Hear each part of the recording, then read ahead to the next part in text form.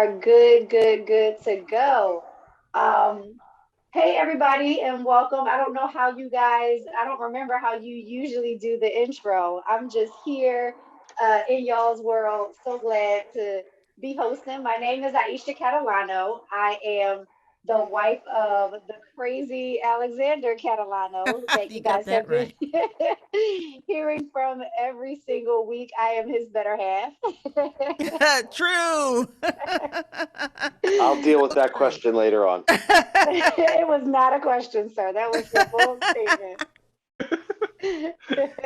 Never a dull moment over in this camp. So I have loved every single episode of the show that I've listened to. I'm just so glad to be here talking with you guys and sharing my 2 cents and some of my closest friends with your listeners. I'm super duper excited. So I I'm going want to to just say introduce, real quick, we go for it. appreciate you, Aisha. We appreciate you for putting up with Alex. Let's start there. Yeah, was that tonight's subject line that you changed? And It I is. wasn't the Alex bashing show. That's fine. You take it on the chin like a champ. And he can take it. He dishes it out more than enough. So at this point, you don't have a choice but to take it. Agreed. So I want to introduce to you guys someone that I have a great deal of respect for. Mr. Antonio Thomas, one of my oldest friends. We actually went to high school together. Yes, he's an amazing performer, an artist, a singer, a dancer. He was my personal trainer for a while, helped me with my Wow. butt in shape.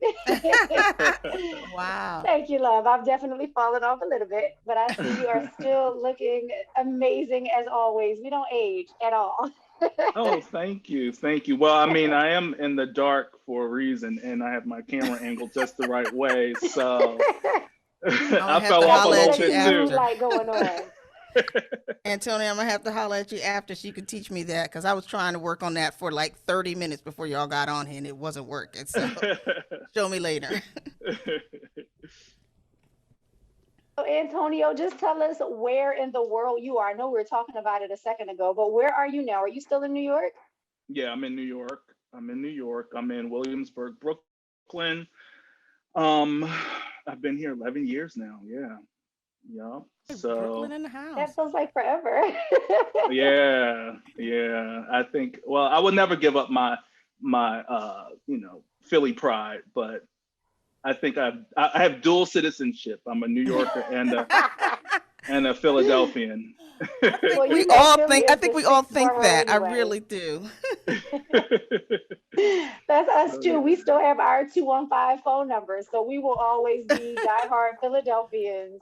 Oh We have really? to let Okay. these Cali people know sometimes. I'm like, wait a minute, we're not from here, okay? So Yeah. thank you so much for agreeing to join us today. This is a continuation of a conversation that the crew has had around the LGBT movement. I forget all the other letters. I try to keep it together, but there's so many now. I have a tough time UIA. keeping up. Yes, LGBTQIA. I'm working on it, y'all. Plus, Plus, Plus, right. Plus, thank you, right. Alex, for having my back. So why don't you take a second so that we can get to know you a little bit and just tell us how you identify and at what age that became a reality for you. So I'm assuming you mean in terms of sexuality since that's the topic. So I identify as a uh gay man, yeah, gay cis male, black, Puerto Rican, um, and what age did I first become aware of my sexuality? I can remember very early on uh, realizing that I was attracted to other boys. I just didn't know that there existed a whole like gay world, and um, it's funny because I looked at the questions that you sent me, and so I thought about this, and I haven't thought about the fact that like back in the day, I used to think that I would grow up and um, be married to a woman and You never thought about that? I never thought I didn't know it was a whole thing, and it's interesting because me and Aisha went to high school together, and that was when I found out that like there were lots of other people like me.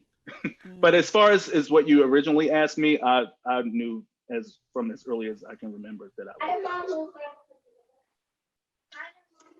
Wow. Good deal. Yeah. Excellent. Let me get the rest of my questions up here. My computer's doing its own thing. So, with all of that being said, yeah, I remember you in high school as somebody who was very connected to who and how you are. Mhm. So, you were still navigating all of that at that time. When did you feel like you could authentically be you? Um, Funny when my mom around that time, like the beginning of high school, I had the conversation with my mom, and like most mothers, they know, you know. And she told me that she knew ever since I was a little boy, and that she loved me, and that nobody had better not mess with me. And I know that's right. That's that Philly mama. right, Yes, right, indeed. yeah. So once I got her approval, then I was that's why I was very comfortable in high school, because it was like after that it didn't really matter to me what anybody else thought. So Absolutely. Shout out to Miss Lorraine. Tell her I said hi. I I know that's will, right. I will. She definitely was a mom who like let it be known she had your back. Like you just exuded like this is who I am. I don't care who, feels some type of way about it. And I love that. That's so important for anybody in this community to have. It's so important, I think, as a black male to have that. One of the misconceptions that I hope we get into and talk about. I know I've shared this conversation with many friends in the past, and Tania, she'll touch on it when we have her on. In that, there, I feel like in the Black community, it's a little bit more accepted or fetishized, fetish. You know what I'm saying? Oh my goodness. As it pertains to females and Black males, there is that all of those negative, negative connotations and comments that you guys experience that, from my perception, doesn't occur as much or in the same way as it pertains to Black women. Right. It's all patriarchy. Right. Right. I You agree. know, as long as it serves men, like the idea of two women is something that a lot of straight men can get with. And if it works for men, then it's fine. But the opposite scares them. So yeah, I was very fortunate to have a mom who was supportive of me, because it's like I feel like not only looked down upon in society as a whole. I mean, we've come a long way, but back then, it was being gay was definitely looked down upon in society as a whole. But also, I felt like it was worse in the gay community. I mean, in the Black community. Um, so yeah, it's like double. You know. Felt a lot Why of do you think that is? homophobia. I'm sorry. Why do you think that is? I think that it has to do, in my personal humble opinion, it's very anecdotal, but like I think that it has a lot to do with the church and how prominent the church is in our Mm, community.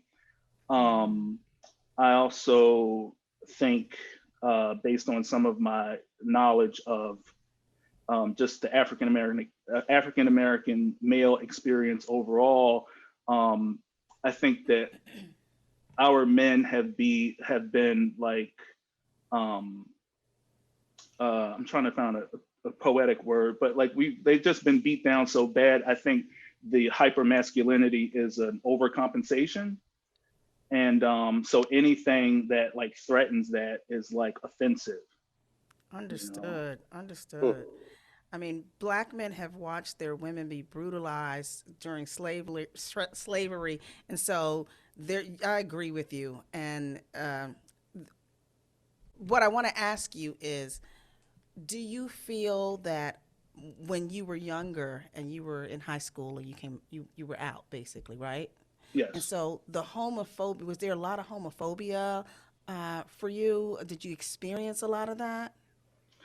Yeah, for sure. I actually got jumped in high school. I don't know if Wow. Aisha remembers that I incident. do remember I know she that. remembers another one. We're not going to talk about that one right now.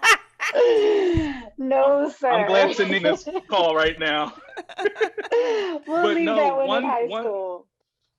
yes, but we do need a reunion so we could chit chat about that because that's a kiki. But anyway, yeah, I was bullied. But what's interesting is how conditioned I was to sort of have a like tough skin and not really pay attention to it. But like looking back, it was a lot of bullying. And I remember one time in high school because I had a sidekick that Aisha knows, my best friend Matthew. We were both out. And so we were defiant in a lot of ways. And I remember making this comment to this one guy. So in all fairness, I did kind of start it, but I made this comment. I think his name. I don't know about anonymity in this whole thing, but I think his name was like James Bond. Was it? Do you remember a guy named James Bond? He was gorgeous, and I said something to him. But anyway, I remember going up my lunch, and I turned around, and it was like the whole lunchroom was behind me. Like literally, it was like a mob of people. And I remember he came up to me and he asked me something like, "Why are you gay?"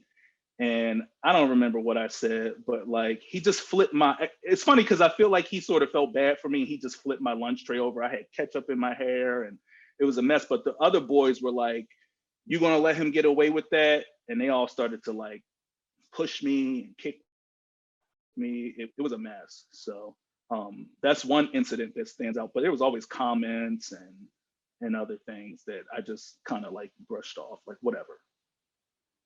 So I Hello. always, hi, Simone. I always felt like back in the day, my day is a little earlier than your day, but I always felt like homophobia was so real crazy. And it was always that kind of scene, mobs and violence on one person and people felt justified and it just doesn't make any sense. But I'm sorry, I digress. I'm gonna shut up. no, you're right. You're right. I think in the hood where I'm from, anything that is different is like offensive or can be. Which one of us on here, Antonio, is not from the hood? I think we're all. Right? We get it. I'm just trying to clarify or specify that, like, like, because it may not be like that in other Black communities, because we're not a monolith. And, like, maybe in upper class Black communities, they don't have to deal with that. But in the hood, it's like you need to Right. We fit know in. what we know. Right, Right. Really. right, That's right. it. So, yeah. Absolutely. I think that your foundation definitely helped, you to have that thick skin that I think you needed to really walk in your truth a lot earlier than a lot of other people. We hear stories of people who like, struggled and they really didn't get to feel like they could live in their authentic truth until they were grown. So Right. that's a blessing that you kind of had, an entrance into that world of owning who you are unapologetically in high school. Like, this is it. If you don't like it, whatever. Right. Right. Right. Now, in terms Real of quick. other family, you said, I know your mom was always supportive. Were there other family members who threw their 2 cents in the mix? No, I was very fortunate that my family was supportive. It's interesting because I had one aunt who I remember she made a comment because you remember me, Aisha.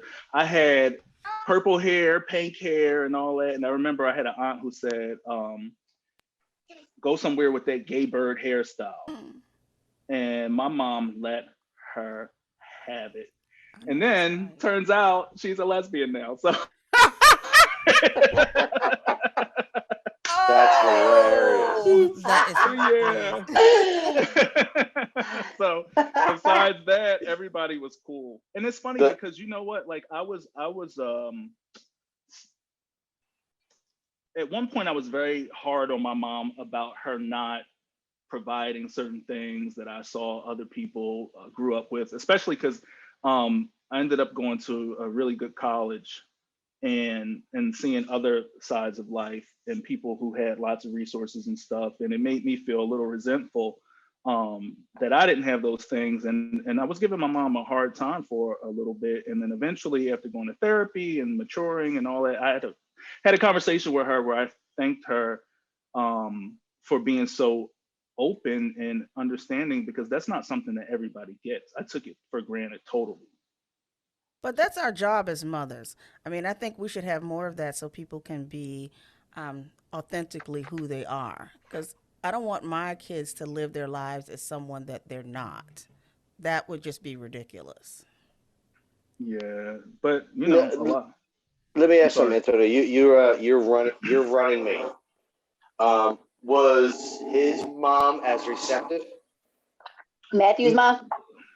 Yeah, Matthew's mom. Good question, because that's a perfect example. Because no, she was not at all, at all, and he had a really hard time because of that. But so then he, it's a good thing he had someone like you to lean on to almost have hope in a way. Right, for sure, for sure. Yep, we were lucky Are because you we guys had still other in friends. contact? Yeah, I still talk to him every day. Has his mom come around and been more accepting now that he's an old grown man?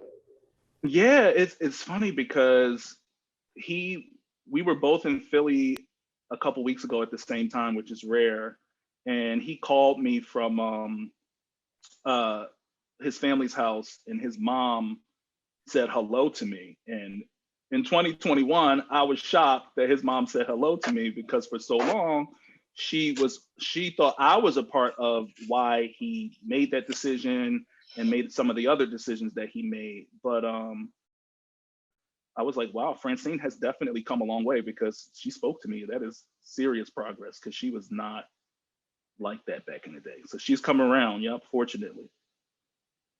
Good to hear. I Good to love hear. that. And I love that you also mentioned, working things out in therapy. This show definitely advocates people getting the help, all of the help, but especially the mental health that they need to just deal with the things that are going on, in life and in the Black household. So I love that that was a part of your wholeness in your journey, because your mom is amazing and so are you. And the fact that you Thank you. guys are able to, talk through everything that you needed to talk through so that you could recognize those blessings for what they were.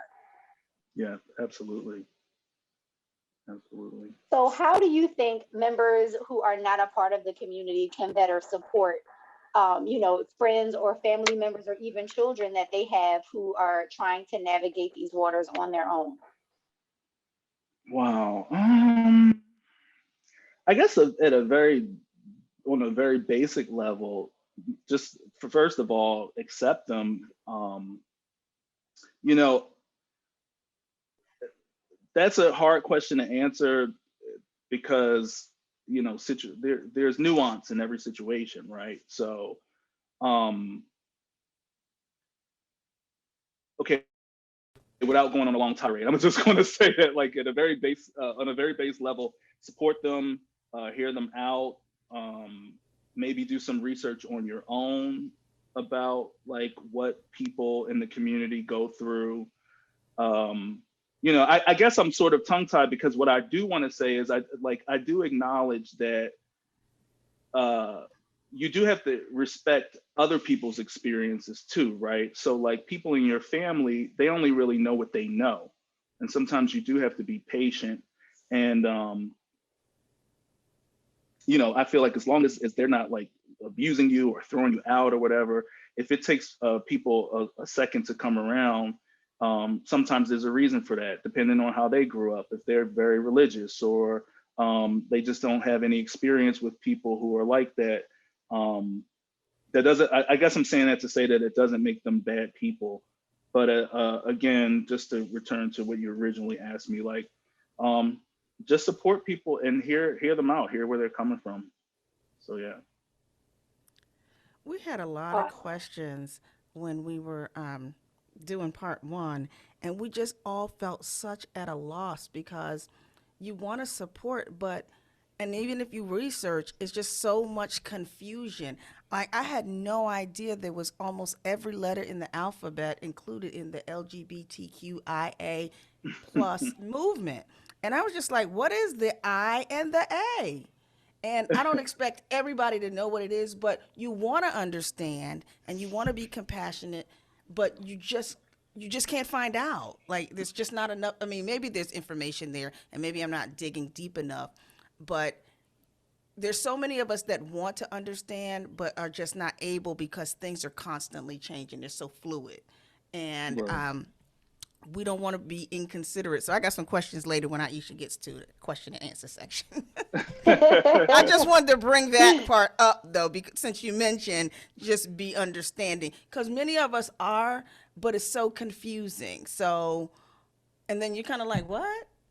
You know, and it just seems like we're ignorant, which we are actually. So I'll stop there. Right. I mean, but like, I guess to simplify things, because you're right. If you look online, things can be very overwhelming, and it changes every day. I think to simplify things, if you know somebody personally, you can just focus on that person and what their um, experience is. Whether they're like thinking that they want to transition, or if they're just see, I'm about to offend somebody too, and I'm gay. I'm about to say normal gay. Like, I realize I'm also officially old school now, so I gotta I gotta work on some stuff too. And Get I'm with in the the new community, stuff. right? It's a I nuance. got to tell you, I have to tell you, it's good to hear that coming from a gay man. Because us in the straight community, we're confused, and if someone in the gay community is confused about what all the labels and whatever is, how everyone identifies and all the different identities, it's okay to be Right, confused, is what I'm saying for someone like me. Don't feel guilty about being confused. right, yeah, Yes, for we all need sure. to give each other grace and understanding. And, there's so many different arguments back and forth about you can't compare, somebody's sexuality to, being Black or whatever the case may be. But there are a lot of things that cross over. And in my mind, I equate it to um, not expecting the one Black person that to explain to you everything pertaining to the Black experience. That one Black friend that you may have is not a representative of the entire Black experience. You can't expect them to know and explain everything about being Black. And Absolutely. I feel the same way. In my circle of friends, I try to give everybody their experiences and get to know who they are, and how they came to be who they are based on their experiences. And I know that each one person can't be, the representative of the community that I put on a pedestal and expect them to have all of the answers of what it means to be, a member of any of the letters in the community. Right, right, for sure. But just out of curiosity, how many letters are there? Because we only got 26 in the alphabet, and it looks like every last one of them was in there except for the S. And, and a symbol. I don't know. I'm confused because, I think if I'm not mistaken, the I is for intersex, and I think I could be wrong. I think that's for people that have both genitalia, because that's a thing, like Oh, yeah. naturally. Okay, And yeah. then I think the A is asexual for people that have no sexual desire. But for me, and this is a perfect example of what I was just saying, and like what Aisha is saying, like even though I'm gay, like I'm trying to understand why those two communities have been included, because it's like, is the I Asexual, I don't understand why that would even be included. They must have fought for that. But intersex, I can see that's like what they used to, and I'm about to offend a whole group of people, used to call hermaphrodites. Is right, that Mm-hmm. correct? right, Okay. right. Okay, so now I get that one because I We're was growing so and confused learning, the other y'all. day. Exactly. But it's like in it, some trans people don't even, from what I know, want to be included in the LGBT spectrum because they consider themselves straight, because if they are the sex that they feel on the inside, then and they're attracted to and they are to them they're attracted to the opposite sex. So LGBT or LGB were people that were attracted to the same sex. So some people say that trans shouldn't even be included in that. So that's where I'm like, okay, if it has to do with same-sex attraction, how does intersex and asexual people, like, why are they included? But I'm gay, and this is proof that, like, it is very complex. It's very, very complex, and you'll get 25 different answers from like, there's so much information out there. It's very confusing. So I imagine it would be very confusing for somebody who's not even gay. Yes, it is. We're all growing and learning together. Yeah. So would the that's why plus stand conversations for? like this are important. Go ahead. Okay, so would the plus stand for every other identity that doesn't have a letter in the chain? I mean, to my understanding, I always thought that the plus was just shorthand for saying that there's more without me having to write it all or say it all. We appreciate that. So basically, it's basically like etc. Exactly. Okay. Yeah.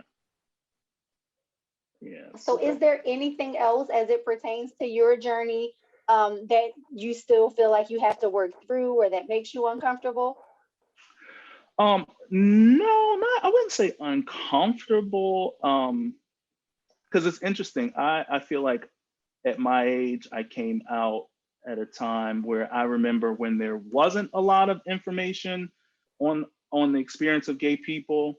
And then, like, now living through this period where there is all kinds of information, so much so that, like, it's overwhelming, like we just said. And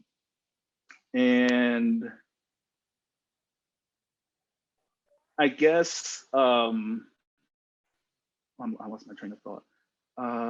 For me, okay, so yeah, I don't feel like there's things that I need to work through, but one of the things that I think about is being gay.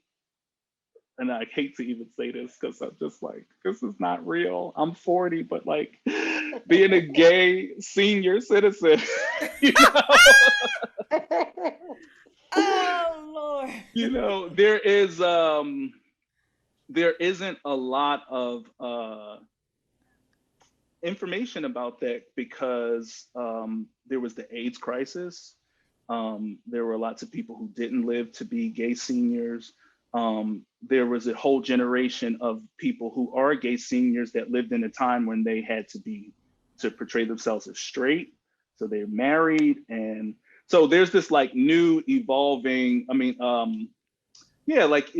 evolving topic that I think about a lot, because one day I will be that, and there hasn't been a lot of just research on the experiences of these type of people. Lots of gay people didn't consider what their life would be like at that point in time. So for me, that's just the big one. Like, if I choose not to have kids, who's going to take care of me? Like, will I be vulnerable? I guess that's the only thing. I wouldn't say that keeps me up at night, but it does. I do think about that a lot, and I do want to be prepared for it, because the thought of how things can be, it can be a little frightening. Like, what if I'm alone and I don't have enough money, or, like, whatever. Like, even if I have the money to have care as a senior, like, who's going to monitor the people that are taking care of me? Like, what I mean? So yeah. Yeah, that I can see where that would be a scary area to not navigate. But what I've seen, just a little bit, I don't know much, but I've seen some gay senior citizens, and I think, what is the age of senior citizen? 55 or 65? Oh, 65, not. We're gonna push that thing back. But I've seen how they take care of their own, and I've seen it in the communities that I work in, and they take care of their own. And so I'm not saying you shouldn't prepare for it. I think you should get you a good long-term care plan, and then find you somebody who's going to be your point of care person or your POA. But I think you're going to be all right. I mean, Yeah. just based on what I know, because I mean, and I don't know nothing, so don't take it with a grain of salt. Well, in LA, they just built a men's gay senior sitting living facility. So, as Aisha and I were managers at a senior citizen community for 2 years, I think that was kind of cool to see that build. So, Antonio, what you're talking about right now, one of your fears, I think, where we're at, they're trying to help people in your situation as they age to find a place that they can age gracefully, where those worries are, you don't have to worry about. Right. Yeah. Interestingly enough, they also have built something similar in New York. So this is like an emerging market and industry or whatever. And Sounds like we need to do some other financial business investments in it. well, Right. that was another thing that I was thinking about it, but I ain't want to talk about that right here. Because it is a Simone? new thing. It is something that people are thinking about now, and as you can see with these centers that are being built. So yeah. Absolutely. Awesome. Well, I am so glad that you took time out of your busy celebrity schedule to chat with us, Oh, please. common folk. Are there any final questions that you guys have? I do have one. Am I being so I wrote this down because I couldn't remember. Knew I wasn't going to remember it. So please don't take offense. I just want to know. Am I being insensitive when I'm doing too much when I introduce, like, for example, I had a little barbecue and I made a point to tell all of the people that were coming that there was a friend coming and she was bringing her wife. And it wasn't until after I thought about it that I was like, damn, why did I make a point of saying that so much? Am I being insensitive or just doing too much? Do you what you think? Like, I mean, what if I had said Aisha was coming to the party? I probably still would have said she was bringing a husband, but I mean, I made a point to say it to everybody, so that I felt like I maybe, in hindsight, I felt like maybe I was protecting them to see if there was anybody that was going to be like, what? Because there were going to be other people there. But do you feel like, in your opinion, I mean, personal opinion, do you feel like I'm doing too much might be being insensitive to the people that are coming? It's just like, let shit flow. Excuse me. I'm sorry. Y'all know I curse a lot, so I was real good all day. But I mean, that's a question that I have. I mean, again, I don't speak for all gay people, and some people probably would have been offended that you felt the need to do that. But for me, like, instantly I thought, well, what was the intention, right? And I wondered if it was that you knew the type of guests who were coming and that there was the possibility that there could be an issue. So I think your intentions were innocent, because you were really just trying to protect them. It wasn't like coming from a place of like, there's going to be these freaks here, so wait till you see this kind of thing. It was more so that, like, I'm prepping the situation so that, because, in our community, some people are still very, very, very closed-minded. And, our people, we just say what we think sometimes. So. Right. Yeah. Right. And in hindsight, I feel like I would have said, if somebody had said, what? Her wife, I feel like I'd have been like, okay, you don't need to come. It's okay. Because actually they were the guests of honor. But I thought about it later, and I was talking to Simone, and I was just like, I wonder if I was just being doing too much or if I just should have let it ride like I would have done anything else. But I really feel like in hindsight, I was just trying to protect them and make sure that they were in a safe space. But some people would have taken offense to that, just thinking like, well, why'd you have to do all that? You were doing too much. That's why I asked. I know you can't speak for everybody, but I was just curious on your thoughts. Yeah, I think your intentions were pure. Well, Yes, and thank you. conversations like this really, create that space for people to understand that folks are, coming from a good heart and, all of that. It definitely sounded like a situation where you just wanted to be aware if some shit was going to pop off ahead of Right. time and not have that take away from the event. If Right. something would Exactly. have come up, you could have mitigated that accordingly and not had it, be awkward at the event in the moment, because that could have, hurt somebody's feelings. Totally. Exactly. And I just Totally. didn't definitely want them to be in harm's way for sure. So, so Antonio, thank you so much for being here. I know Aisha got her thing, but I just wanted to thank you in case I don't get another chance. Oh no, Yeah, thank you, thank you. Alex, And you like yeah, want I to man. told, say? what's No, go that? ahead, Antonio. Go ahead, Antonio. No, no, I was just gonna say no. Thank you for asking me. And like I told Aisha, I love talking about myself. So I was like, oh yeah, definitely, I'll do, I'll do it. Perfect guest. So, real quick before we end this, I just have one other question for you, Antonio. Sure. What advice would you give to any young man who's having trouble coming out with his sexual identity or coming to terms with his sexuality? What advice would you give to any young black man that was not lucky enough to be in the situation that you were with your mother, having someone so accepting? Hmm. It's interesting because what first comes to mind is get a therapist, but that's because I'm studying to be a therapist. So I think everybody Perfect should get a advice. therapist, So you hire know. you in 6 months, and we got it. I wish in 6 months, but no. But also I as I even though I wanted to say that, I do realize that that's not something that everybody has access to, especially in our community, especially if they're young.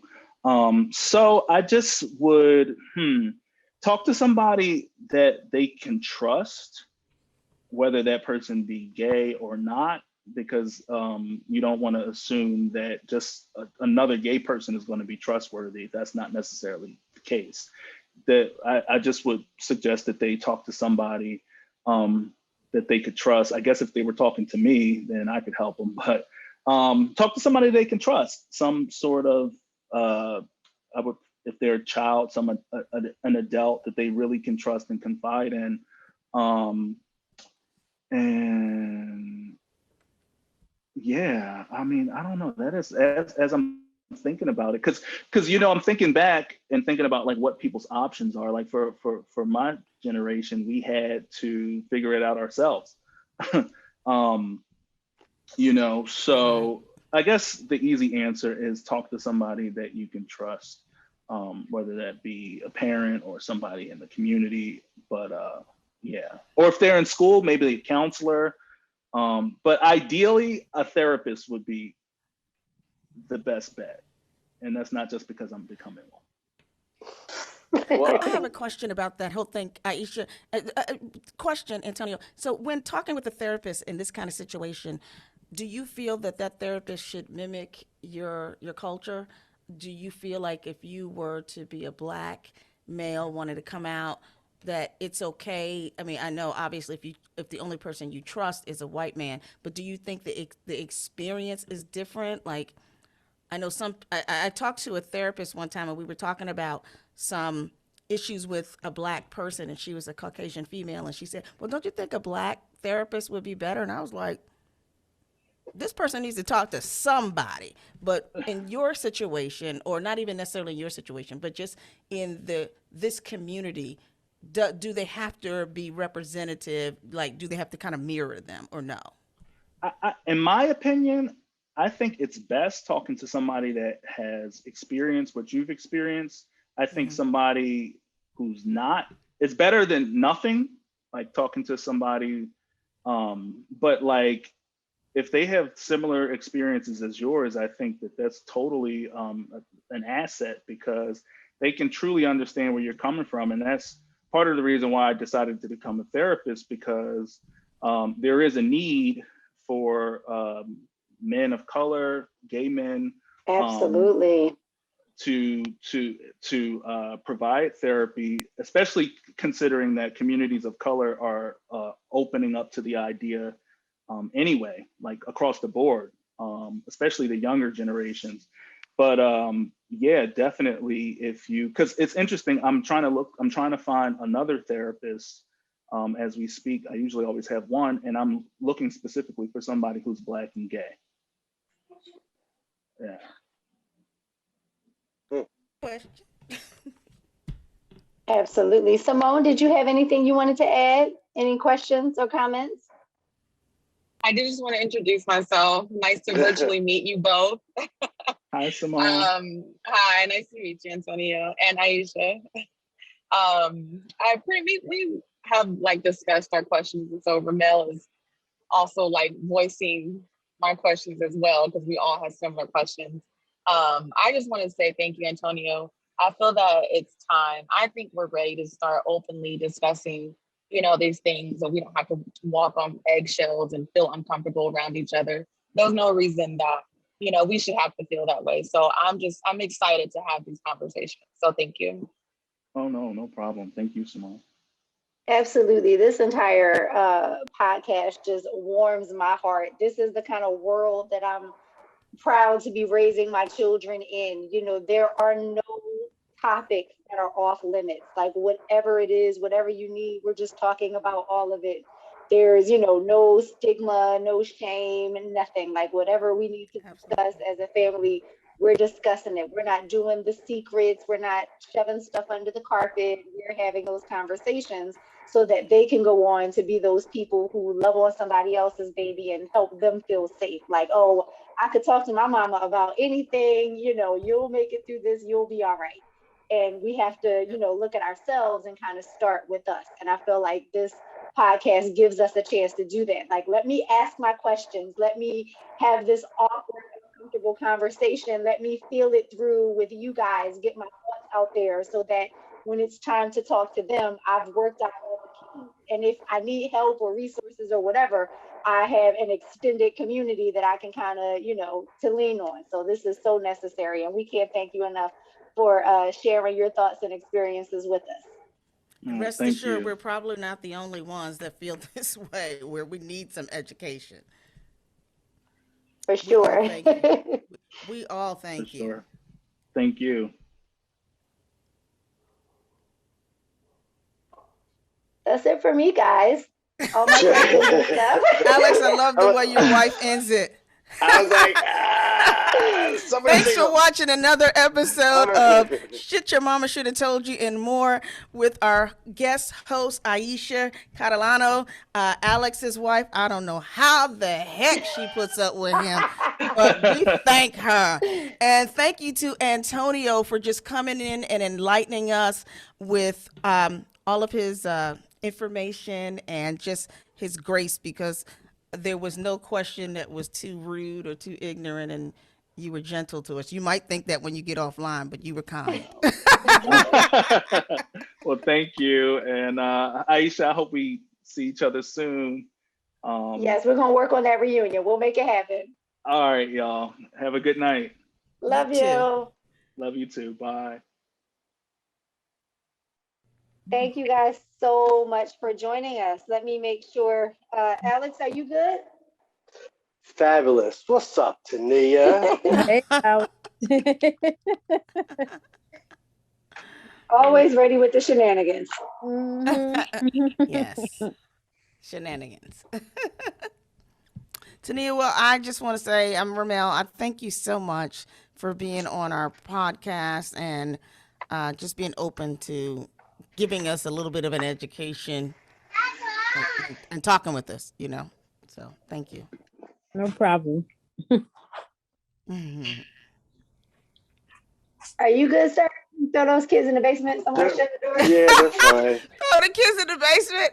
Oh Lord, don't let nobody hear you say that. You already started recording so we're already in trouble. As he gets closer to their room, that little one just keeps getting turned up. And she's been in a mood the past couple of days. She just woke up like super duper emotional, like super clingy, attached to me 24/7. I'm like, child, please go sit down. That's exactly how it goes. And he's been running the best interference before they even get close. He's like, what you need? I got it. Go sit down. You go, Alex. Well, the apple didn't fall far from the tree at this point. Make sure that's not spicy. I don't care if it's spicy, though. Leave me alone. Give him a I don't second. care if it's spicy. Yes, the little one is all for the spicy. I All the love time. spicy, honey. Me So, too. ooh, in my other life, I would have been giving Alex hell, honey, because I like spiciness. Oh, I don't mind giving it to him. I'll let him eat a jalapeno. I just don't want to deal with the after effect of it. I know, the little one is for it. Abigail, Top not or so bottom. much. Oh God, Alex, are you serious? They Yeah, can have serious. I that. don't want to deal with it.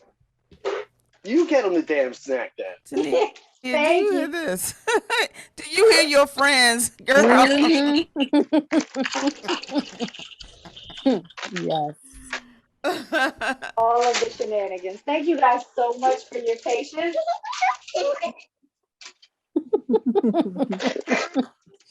I'm just We gonna laughing. turn We can this hear camera homegirl in the around. background giving y'all the business. She really is. Not y'all. Oh, she giving Alex the business. She really They both Well, back remember, there. I'll tell Hey, you this. girls. Having to deal with these two all the time is help me deal with you. Is that how you gonna deal with me? Okay. Really? Girl, well, you know what? I'm not nearly as cute as they are. They are adorable. They got him wrapped around their daggone finger. Let me Yep. just tell you that.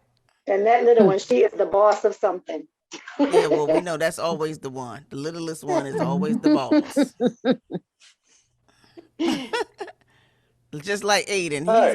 He's the youngest, but he always try to be the boss. A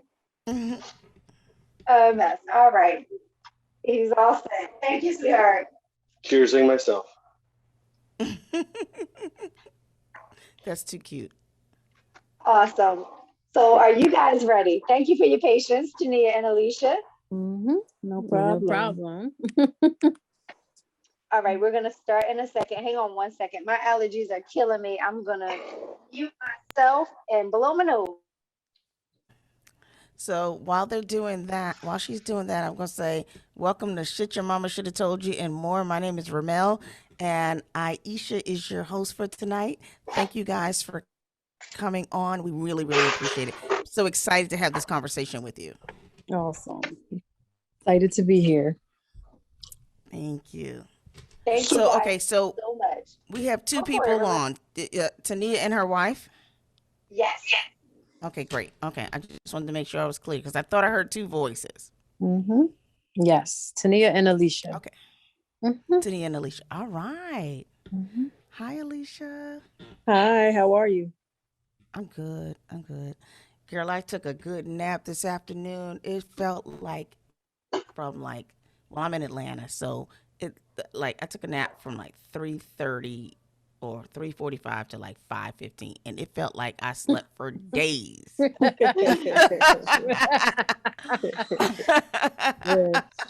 I felt like somebody gave me an old Michael Jackson propofol kind of drip. I was like, I woke up, I was like, what the hell going on? Anyway, so it's necessary sometimes. You do good work. You need that nap to be able to get back I know to work that's and right. do what you do. My energy be so high sometimes, and then I would just be like, ugh, I'm tired. So thank you guys for coming. So I'll turn it over to our host. Okay. Thank you so much. All right, we have our next guest, Tania and Alicia. Oh my goodness, it's been a day. You call us All Tanisha if you over want again. Right, like Brangelina. There you go. Well, it's funny you say that because if Aisha and Alex were together, it'd be Alicia. Yeah. If Alex don't go somewhere and sit down. He is always good for the shenanigans. You can count on him for some foolishness, for some fully mess. That's why we keep him. Dang. Exactly. That's why you hold on to him, right? Awesome. So, welcome, guys. Our next guests, Tania and Alicia. Thank you guys so much for taking time out of your busy day, your busy schedule to chat with us. We're continuing a conversation that we've been having around the LGBTQIA plus movement. So, with that being said, how do you ladies identify? Well, we are lesbian, but I'm not big on titles. I mean, we're two women who love each other and we got married. I know That's that's pretty much, right. that's it. I mean, at the end of the day, when you look at me, you just see a Black woman. So you don't know what I am, honestly. So it's no need to add the extra titles because Black woman comes with a lot. So let's just work with that. Ooh. It does, always. That's heavy, and because one of the things that we find is that being a Black woman is just enough, and then having to love whoever you love is just it's very dynamic. So I'm interested. The reason we're kind of laying titles on it right now is because we did this episode where we were doing LGBTQIA, and many of us were just like, what? And we didn't understand. Um, just loving who you want to love is wonderful. I totally get it. But there were some extra letters that we just didn't get. Well, to be honest with you, there's some letters that I don't know either. Yeah, to tell you the truth. I don't either. That seems to be the common theme. So I mean, we're Okay. not experts in that area. You know what I mean? I think a lot of times if the world was more open and understanding and open-minded, then we wouldn't need any of those letters to begin with. But That's now I right. feel like they're just there to just separate us. And I feel like they keep getting longer. I don't know. That's just me. I It don't even know is. what most of them mean. Like, I don't. And I just feel like every time you turn around, there's a new letter on there. And I'm like, well, what is that? Mm-hmm. What does that mean? Mm-hmm.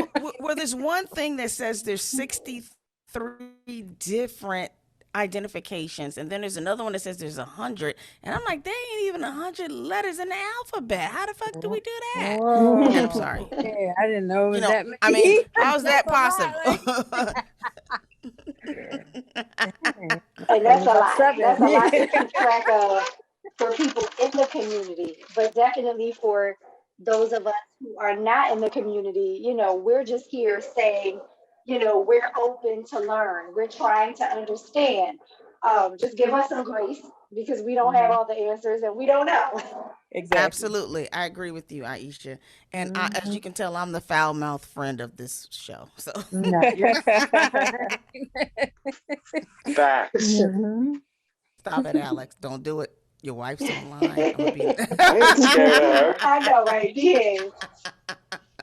I ain't never scared. Absolutely. So we're all just trying to get a better understanding so that we can then go forward and be better friends, better bosses, better coworkers, better parents, or what have you. To have those conversations that were not had, in our universe prior to now. When we talked with Antonio, we talked a lot about the changes over the last couple of decades, different things that are the case now, all of these letters and so many other things. So there are so many of us who have this giant heart to understand and to advocate and to have compassion.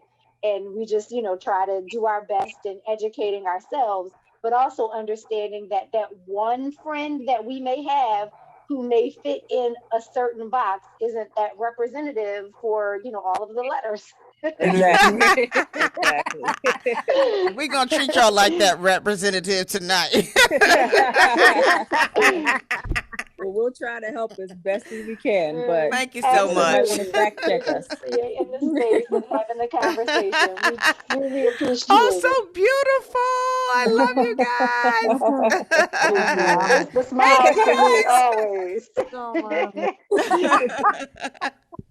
So I have to just share this because in the same way that Antonio is one of those friends that I've had, since my younger years. Tania and I met when we were both, I think, maybe like 13 years old, auditioning for high school, and we've been the closest friends all of this time. She was my maid of honor, and oh, she a Philly girl?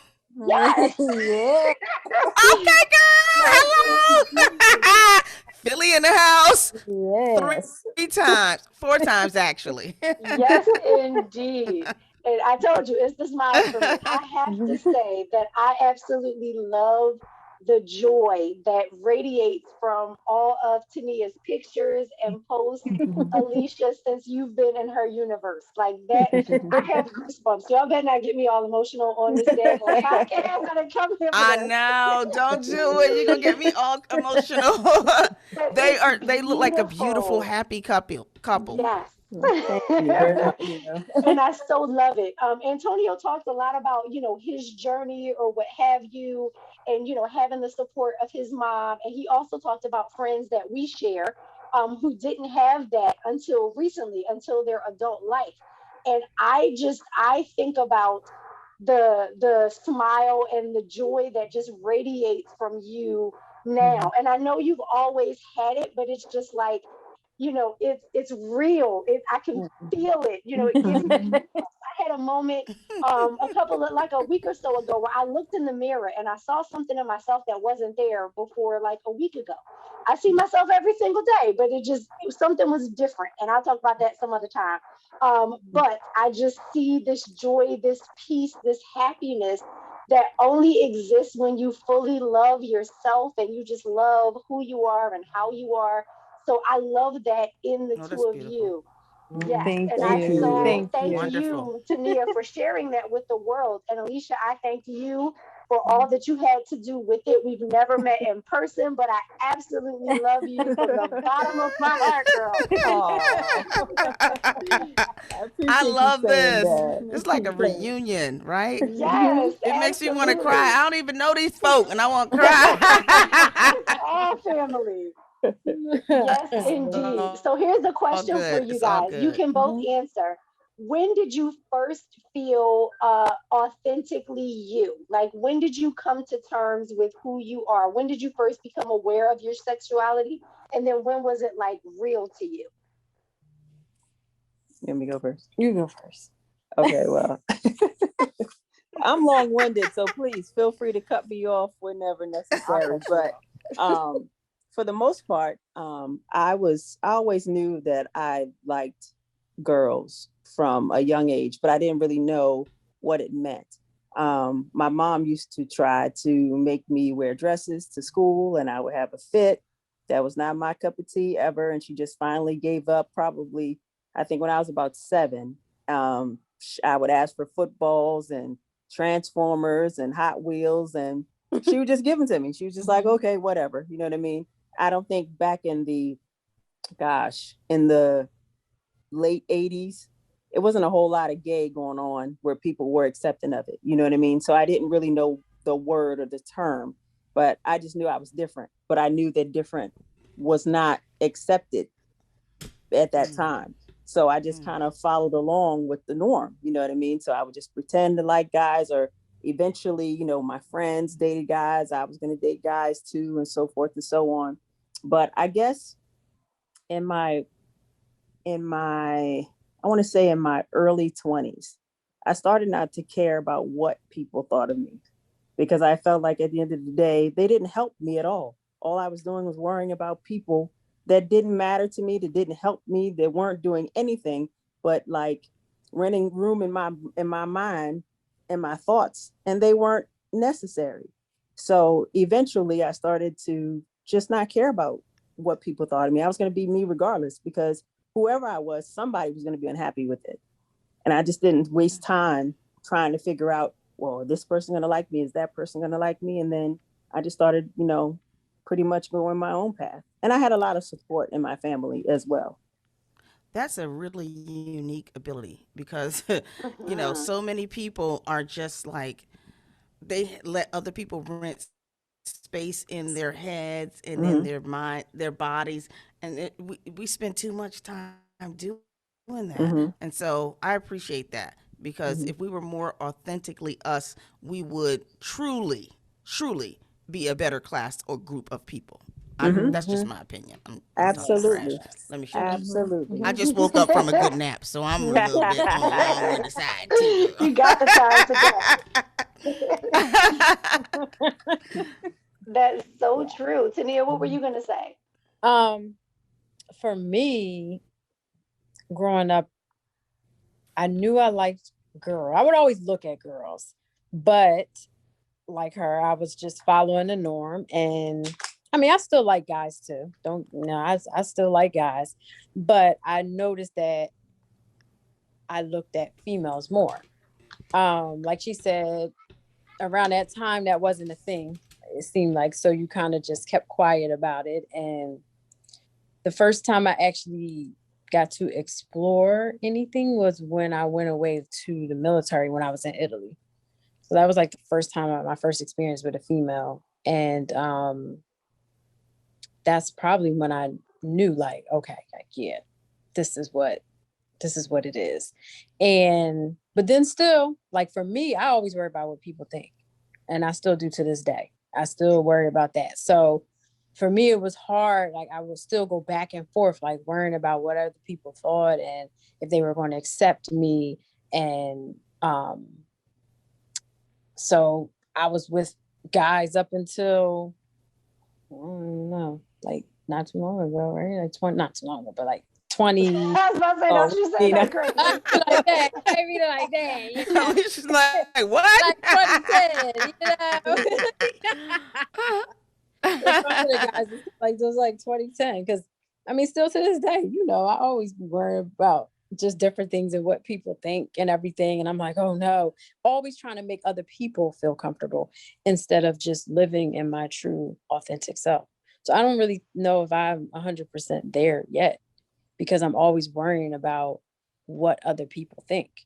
And I always want to make if I know like somebody's not okay with it, not okay with us being who we are, I try to find a way to make them comfortable instead of just being who we are. And if they're uncomfortable, then oh well. So I don't know if I'm 100% there yet, believe it or not. And I love Because that authenticity. because I worry about Right. what other people think. But I do notice that she worries a little less each day. Oh, that's A good. little less. Because Yeah. it depends, because I can say for certain that maybe last year she wouldn't have been on a Zoom call with a scarf and have And me too, bro. Don't worry about it. Don't you dare worry about it. I had a rough all day, and I know, right? We only post the audio. and I'm like, take it back down. Look, I told y'all I woke up from a nap. I was like, Yeah. wait a minute, what am I gonna do about this hair? Scarf it is.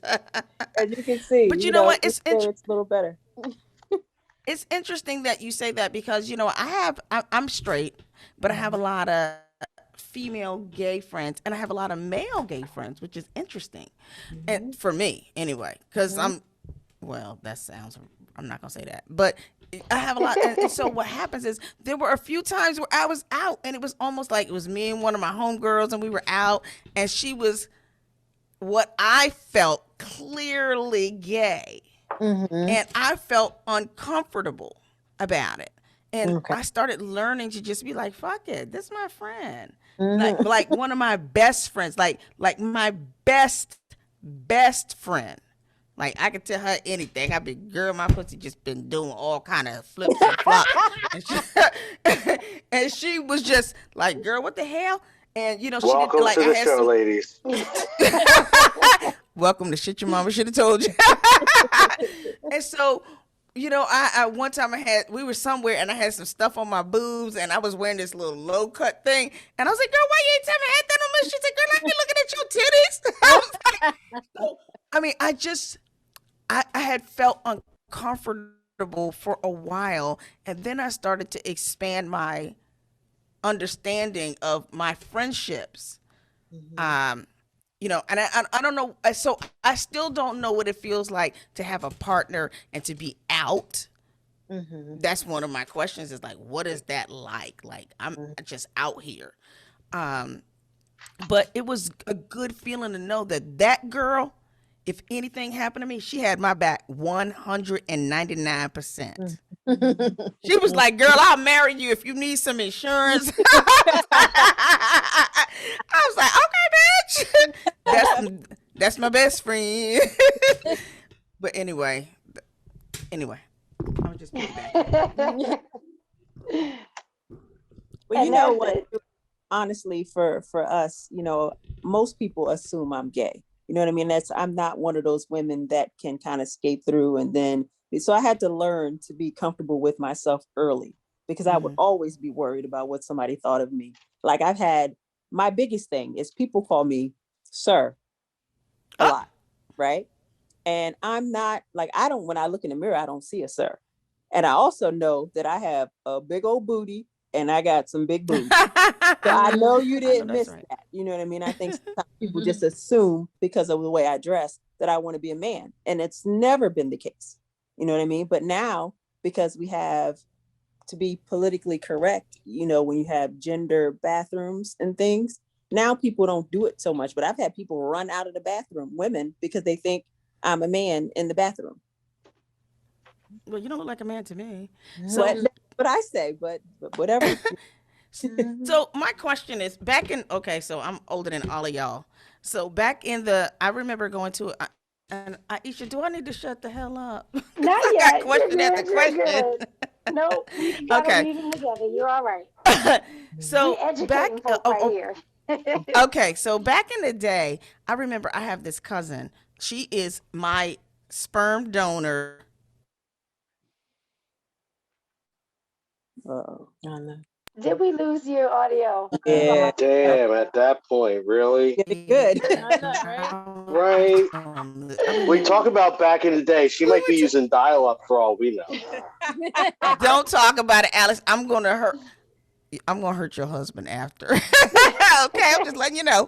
But we were on the train and I remember getting to this place and it was like in Philly and we were just like hanging out and having a good time and it was downtown and it was like an event. They used to call it the event. And it would be just a random event. And so anyway, I'm down there and I see these girls and they're all looking kind of, I don't even know what the word I see. I don't want to say the word because I don't want to be politically incorrect, but I'm gonna say it anyway because that's what y'all here for. Butchy. She looked kind of butchy. Can you help me? Is that incorrect? I mean, you can say whatever you want to us. I mean, or is it just me? Offended, but I think more. Yeah, you can say that more dominant or stud or masculine. She's going again. That's the dial-up. Because that was so funny. So you let us know what some of the adjectives you guys use. I mean, because I know there's different in the male community. What are I want to know about female... that one. I want to know about the one I asked about because you broke up, so I didn't hear what you. We didn't hear the rest of the question. Oh, I'm so sorry. I don't know why that happened, and it was so apropos for me actually. She took me to this place, and there was a lot of girls there, and I had these tight jeans on, and I was like, oh, they look like butches. Now, is that an appropriate word to say or not? I think it depends on who you speak to, because to be honest, I've heard like different cultures say different things. Because I know that sometimes the white lesbians that I know, they say butch for dominant women. And then Black people that I know, the Black lesbians, they'll say stud or what's the other one? Dom. Like a dom or a stud. Yeah, because we got Yeah, dom. that sounds more appropriate. Yeah. Yeah. But you could say butch. I wouldn't be offended. I understand what you mean. But does a butch really so when I say I saw butches, I saw women, not that looked like men. They were clearly women, but they had a more dominant personality or a more dominant sexuality or a more dominant dress. They were, and so somebody told me you're not supposed to say that anymore. It's like it is kind of like an old term. Yeah. Like you heard it more so back in the day. Did you say, oh girl, Tania, did you just say, oh? Old term. You know these new folks keep changing up stuff on us. You gotta It's keep like up an with these old term, girl. You millennials. back in the 1980s. That's Don't back do in it. the day. Ramel, an old head using an old term. Me and Alex be fighting on this thing all the time, so just get used to it, y'all. Yeah. Okay, that was my question. Thank you guys for answering. You're welcome. And we're gonna continue the education and we're gonna figure it out. But we're not expecting you two to speak for everybody. So next question.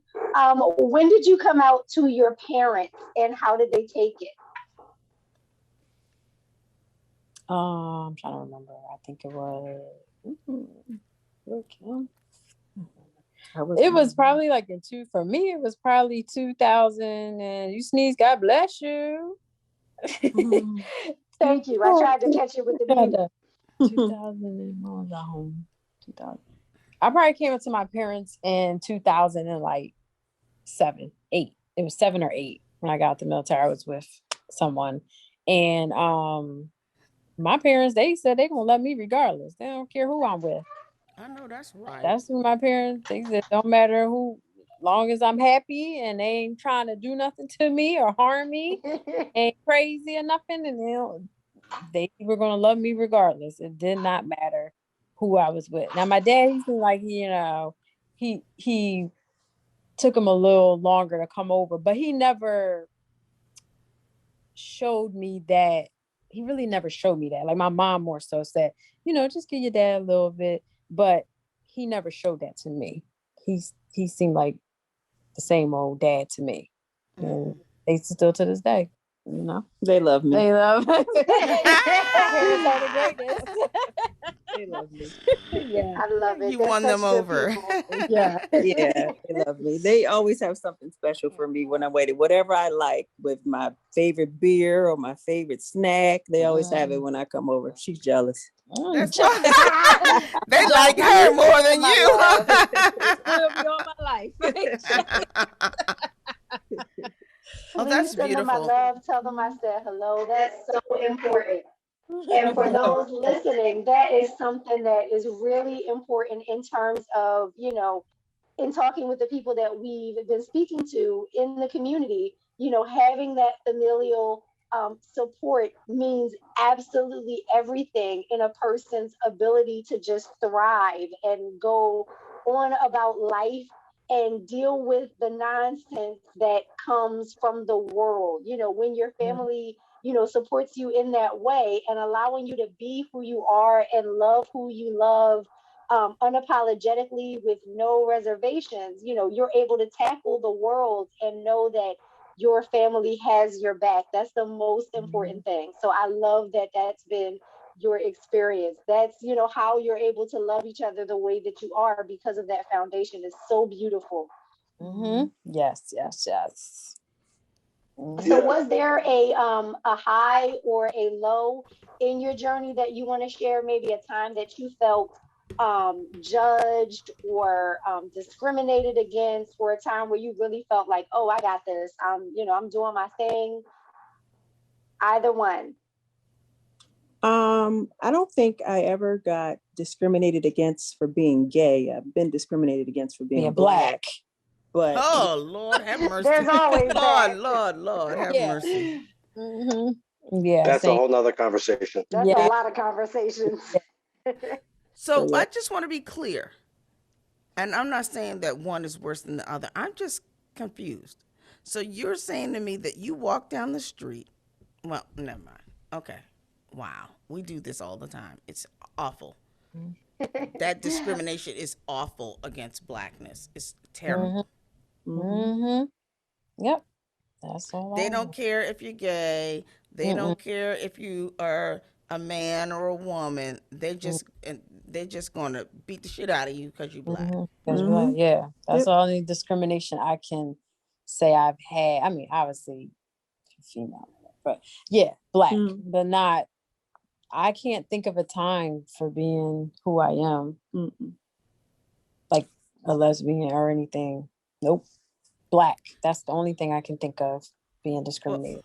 Well, you don't wear a scarlet letter, but I'm just like appalled that we continually hear how being black is the thing that's going to get our asses beat just walking down the street. Like, I tell my son all the time, it's like, one day I was telling him, don't wear your hoodie, don't da-da-da-da-da. He was came across, just literally from across the street. And I was like, don't you wear that damn hoodie from across the street? And he was like, why? And I was like, because they can't tell with that hoodie on if you're a little young boy that's 14, which he was, or a grown-ass man.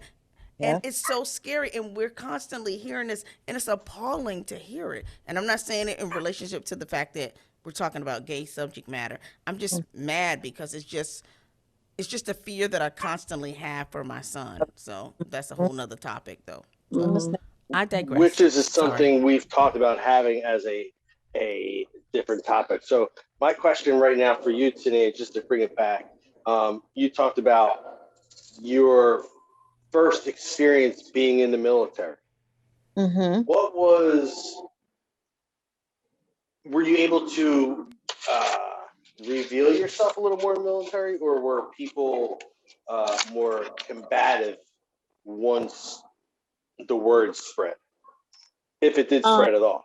In the beginning, the military had the whole don't ask, don't tell policy in place. So we weren't allowed to, tell, and nobody was allowed to ask. So we hid it. But our, close friends, our friends that they knew, but we didn't go around telling everyone. Now they obviously got rid of the don't ask, don't tell. And you can be gay in the military and all of that now. So that's a transgender thing, but you can, same-sex couples is a thing now. And we don't have to hide it, but I still today, I don't go around telling the world. I don't really talk about it much at work. Remember I told you that. I don't really mention. A lot of them know because they're friends with me on social media that I have a wife. But if people ask, or if I'm having a conversation with somebody that doesn't know, I say spouse. I don't even say wife. I say spouse, because I don't want people treat me a certain way. Depending on who the person I'm talking to. If it's somebody I'm cool with, I already know about her. They always ask you, how you doing? Oh, how's Alicia? That's different. I already know. But if it's just somebody, because I'm really private to at work, they don't really know much about me. Maybe I'm an Eagles fan, that's about it. But like, it's just like spouse. When I talk, it's like spouse, my spouse. When most people say my husband, or they say my wife, and I say my spouse. Mind your damn business. Ain't none of their damn business, right? That's what it sounds like. Mind your damn business. Right. Oh yeah. I don't know if I answered the question out, but like now I'm dealing with the kids. Okay. I think you answered the question, and I just wonder, like, at this point with the military, even though there's no don't ask, don't tell kind of thing in position or whatever, how do you really maneuver that? I know that you say spouse, but like, do they have events and then you bring your spouse? Then what? They have events and everything, and I'm sure there's a bunch of people who don't still agree with it. It's usually, I find, hate to say it, more so white people. in the military, I'm saying, that don't agree with it or have something smart to say. And even at work, I work in a male dominant field, and they always, there's all certain comments about like gay people or things that they don't even realize like they're probably saying it. Right.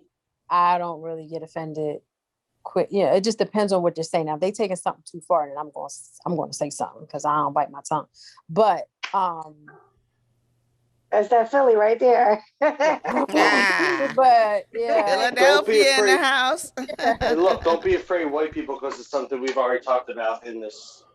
And you're not offending me because I understand where the history of America and what it has done to people of the majority of the people on this podcast skin color. Right. If Alex don't take the damn weight of the whole world off his damn shoulders, I swear.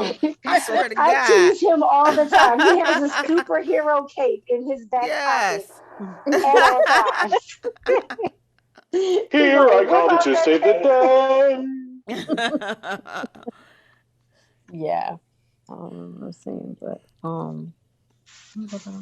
I definitely get that. So here's another question for you guys. When it comes to members outside of the community, what are some pieces of advice or some ways that we could better support? I had shared earlier about, not expecting that one or two or few representatives of the community to have every answer for us. I equated to that, Black friend who is not the representative for all Black people that you may have. So what is some advice or some suggestions that you can give to listeners who may, just have friends and they want to be a better support? I'm going to reiterate your story, Ramel, from earlier. You mentioned and having an event and, just wanting to say to other, people who were coming, hey, my friend is coming and she's bringing her wife, and, that coming from a place of love and concern, and you don't want them to show up and somebody else is on some foolishness, and now your friend that you care about is feeling some kind of way because somebody else is ignorant. So we asked Antonio, but I wanted to hear from you guys in terms of that situation. Was that doing too much, or was that a justifiable situation in terms of, like, I'm just saying it because it's on my mind and because I care about my friend who's coming with her significant other, and I don't want other guests to, show up and be on some nonsense, and now they're uncomfortable. Let's be clear. I didn't care about the other guests. What I wanted to do was protect the people that were coming that were married, the female. And at the time I didn't know it. I just felt like, I don't know. I don't know how subconsciously I kept going over it with everybody. And maybe I was just feeling everybody out, and I was like, your ass ain't coming. Your ass ain't coming. And nobody said anything, but that in the back of my mind was what I felt was I would do. But everybody surprisingly was like, oh, this is great. No, we don't care. I think most of the time the people that we hang out with probably won't allow anybody to come with foolishness. They'll probably check them before we have to say anything. Oh, that's like me. What I think for the most part, we hate being the gay couple at the party. You know what I mean? It's always us where we're the only gays. So most of the time people just ask us 1,000 questions. You know what I mean? It's just like we're the representative for all the gays, and they and they sure was the representatives for everybody. I asked them every 1,000 questions I could. Y'all don't even know me. But y'all don't know. Most of the time we're comfortable. I think now it's a different time. I think people sometimes, if you're just yourself and you're authentically yourself and you're asking questions and you're not being rude, I think you can ask us pretty much anything. You know what I mean? So I think if you're just trying too hard to be nice, most of the time you mess up and say the wrong thing. So just be yourself, and we can tell whether or not you're being a jerk or not. Well, honey, them folks was so shocked when they got to this little barbecue, because I was asking 5,000 questions. We was all out on the brand new back deck, I asked them some kind of question. They just was like, "What the fuck is going on?" I was like, when I tell you the questions I asked, ooh, they ain't never gonna forget me. But now you know what I So mean? you can imagine the questions I asked. I bet. And now I Please know. don't ask those questions. Please I don't ask won't. those questions. Alex, be quiet. Ain't nobody talking to you. Ask I'm me your about to 2 get on my cents. knees, start praying so this family doesn't get hit by lightning. But you know what? You know what? Sometimes you just have to ask because you just don't know. And ignorance is. I don't want to be in bliss. I just want to know. Yeah. You know, I used to think that. Well, okay, go ahead, Aisha. I'm sorry. And that's all good. And it always goes back to relationship. Like Alicia said, when you have that relationship with people and they're being genuine, you just know that they're asking because they genuinely want to know and they care, and that they're not trying to just, be shady or cause any kind of commotion or whatever in the situation. So that's the most important thing. Any last words that you guys want to share, about your journey, or that you wish would have been shared with you guys as you were coming up, trying to navigate these waters?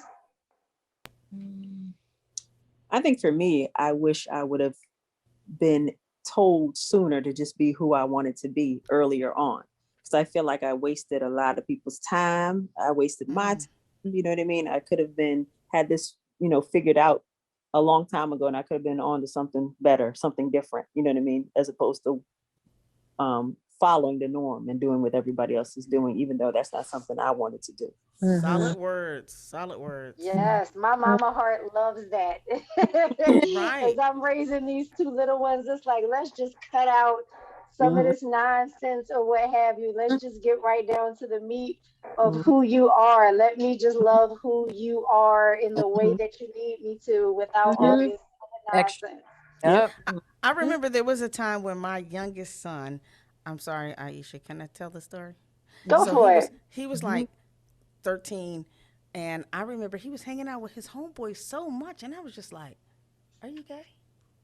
He's like, "No." I was like, "It's okay if you are. I'm cool with that if you are."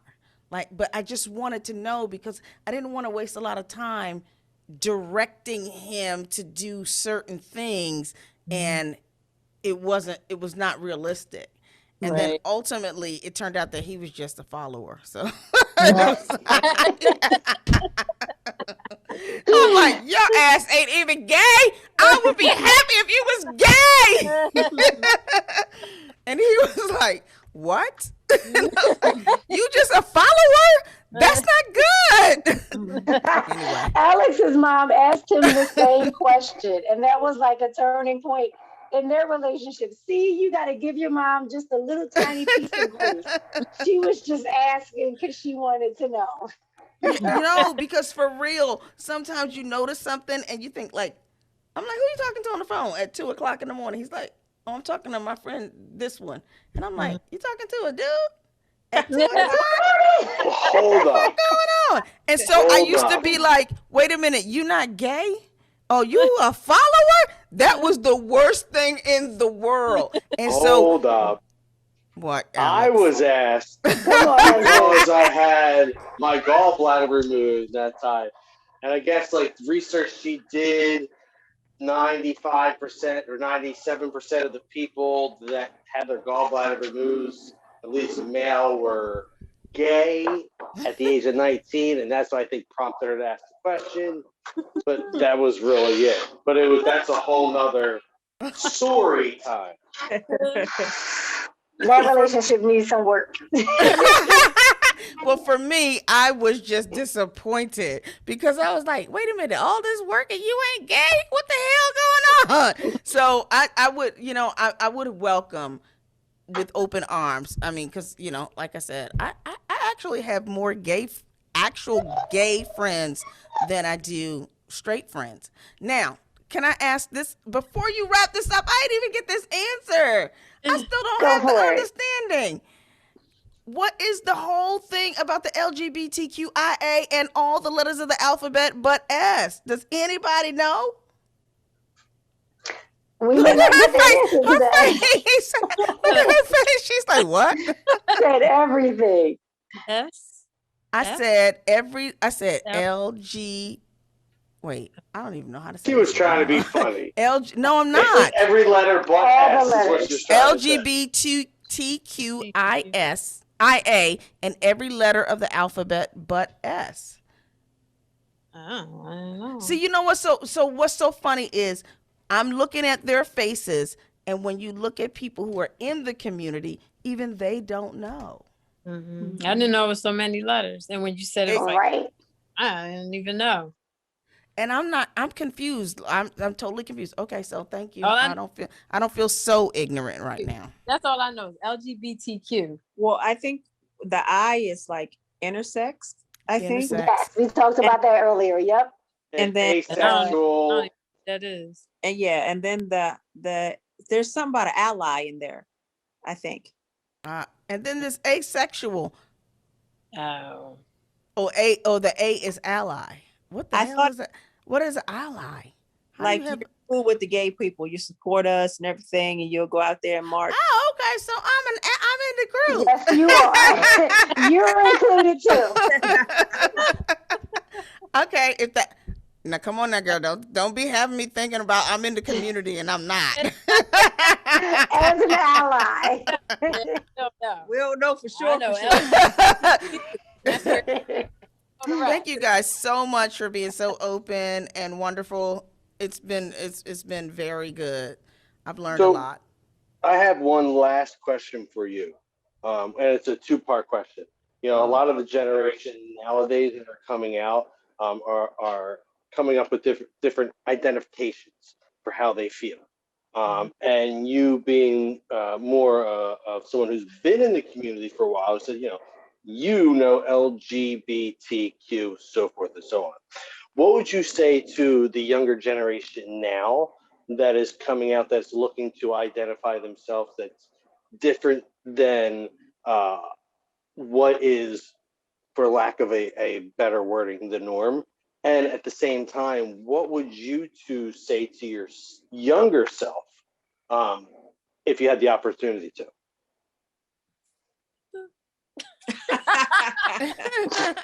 Did y'all get any of that? That was a long-winded question, sir. Yeah. I would say to a lot of times adults tend to think children don't know what they want, and they think that they're just going along with the fad. And then you have people who believe that TV and Little Nas X and all these people made their child gay, when in fact, you don't choose to be gay and you don't choose to be straight. If you chose to be straight, I think everybody would want to be straight because that's the easier life, according to society. Right. So why would you choose to go through life being? I'm just gonna struggle. Yeah. I'm already No. black. Yeah. Right. Nope. Right. So I think that I would just let children know that, stand firm in what you say. Like if you say to your parents, if you say to people, I'm gay, this is who I am, mean it and just own it and just be honest with yourself, honest with everybody around you, and just know that you're going to go through hard times, but it will get better. Okay. The second part of the question, what would you tell your younger self when you were coming out? Right, Alex? Yep, that works. We'll go with that.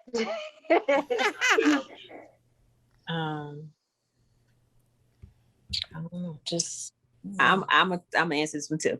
I would tell my younger self that just don't pay attention to what everybody else is saying. Like I said, I was fortunate enough to have a strong family unit, and they love me regardless. So just lean on them as much as I can, and just know that none of these people that have opinions matter, but the people closest to me are the people who care about me. So don't worry about them, and just get what you need to get done and be you regardless of what anybody else thinks. Beautiful. Beautiful. Beautiful. Absolutely. I love it. Amen. Beautiful word. Absolutely. Tania, anything you wanted to add? No, the same thing. Like I'm still working on, what other people think. So I would tell my younger self that if I could have adapted that at a young age, then hey, I'd probably be really flourishing right now. But you got time, baby girl. And just keep doing y'all. Just keep doing y'all. That's all I can say, because it don't matter what anybody else thinks, for real. You're gonna get to a point where you're just gonna be like, "What'd you say? I really don't give a fuck, actually." On second thought, I don't care. Yes. So, What were you gonna say, honey? Oh, here come these little people. Oh Lord, here they come. They're already pointing to the mouth like they just had a snack 15 minutes ago. Thank you guys for coming. Thank you guys for being on. It's been a wonderful conversation. I've thoroughly enjoyed it. And I learned a couple things, actually. we learned something too. Yes, we did. LGBTQIA, B, C, D, F, G, yeah. Letter in the alphabet, except for S, honey. And real quick, Tania. Yes. Personally, I want to say to you, I'm so thankful that you came on here, because you were one of the people I thought of. Mm-hmm. However, knowing you for as long as I've known you, I also know your shyness. Yes. So for you to come on and talk about this warms my heart so much. Like, to this day, my favorite memory of you is watching you walk down the aisle at our wedding. And when you got to the end, you looked at me and I took a deep breath and I said, breathe. You just took a big exhale. Like, oh my God, I made it without fault. So for you to come out and talk to us about this, I am so proud of you. I'm so happy for you. I'm happy that you found love, and I'm happy to be an ally for you. Thank you. Absolutely. See, now you got another ally over here. Girl, y'all, I'm in Atlanta. Y'all down here. Come on through. Don't do like Aisha did and come through and don't come through. I know, right? I'm still kicking myself about that. I didn't realize how close I was. I had a layover that was ridiculous. I'm like, oh my gosh, I could have called. 10 minutes away from the airport. So I'll be back though next month. Okay, I'll be right here waiting. And I'm being left at home for 4 days by myself. Yes, no wife, no kids. Lord have mercy. No kids? How you gonna let him do that? I know it's Abigail's birthday, and she wants to celebrate it at my sister's house, who lives in Georgia. So we're gonna make it happen. Okay. I paid for the flights. That's how I made it happen. Thank you much. Awesome. You're welcome. That's what he's saying. You're welcome. So much. I really appreciate your time. We all got to learn a little something today, and the listeners that we have, they will enjoy and appreciate your transparency and just, letting us into your journey a little bit. Hopefully we've helped somebody be a better somebody for someone else. Yes, absolutely. It was our pleasure. Always has the therapist on standby, for any of you who really want to talk to somebody. Antonio was on earlier, and he talked about how important therapy was in his journey, and he's going back to school for therapy. Yes, he said, hey, we need black therapists, and especially males. We definitely do. Absolutely. I just so love that that's his passion, for now, and that he's the perfect person to just be his authentic self and to help other people in this journey. That's Bruce Wayne. Yeah. So thank you all so much. There's nothing else for me. Anybody else have questions? Alex is good. Thank you guys so much. Thank you for staying up a little tiny bit later, Tania. Thank you for staying up a little. Oh yeah. Thank you. 3 a.m. is gonna come for your ass quick. I ain't trying to think about it, Lord. Thank you. We enjoyed it. Yeah, thank you so much. Thank you for having us. Our pleasure. Thank you for visiting. Shit your mama should have told you and more. Thank you. Nice meeting you. You too. All right, y'all. I'll see you guys later. Alicia, nice meeting you. Until Nice next meeting time, you. everyone. Be safe, All y'all. right. All right, Bye-bye. Good night, guys. Night. Aisha, Yes. thank you so much. You are awesome. See, I knew your energy would come in and do the right thing. Simone wasn't able to really jump in too much because she's actually traveling from Houston to California. And so she and I talked for a good bit earlier, and we just had a few questions that we put down together. And she told me, some things that she wanted to, question, and we did that. And yeah, so I just wanted to make sure that it didn't seem like she was just absent. She was No there. worries. So, but it's been wonderful. Alex, what you got to say? There's always something.